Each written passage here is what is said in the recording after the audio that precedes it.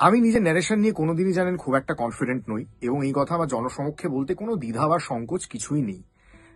আমি চেষ্টা করছি যতটা সম্ভব ন্যারেশনটা শেখার, এবং আমার অগ্রজ প্রচুর গুণী কলাকুশলীরা আছেন, শিল্পীরা আছেন, যাদের থেকে আমি প্রতিনিয়ত একটু একটু করে শেখার চেষ্টা করি।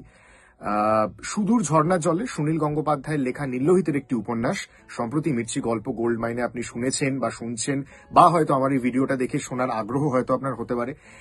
সেখানে ইন্দ্রাণীদি আমাকে খুব কঠিন একটি কাজ দিয়েছেন, একটি গল্প পাঠ করা, এটি কথকের ভূমিকায়।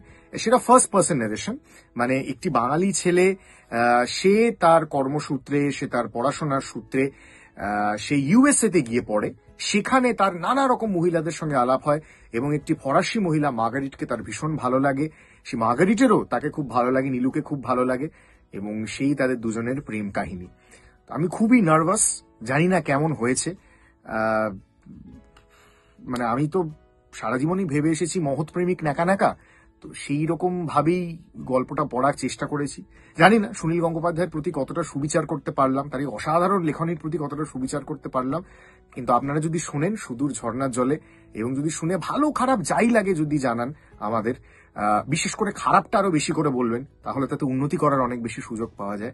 কিন্তু শুনুন, এটুকুই বলার। একটা অন্যরকম কাজ মির্চি গল্প গোল্ড মাইনে আমাদের ইউটিউব চ্যানেলে এবং গানা অ্যাপে শোনা যাচ্ছে সুনীল গঙ্গোপাধ্যায়ের লেখা উপন্যাস সুদূর ঝর্ণার জলে।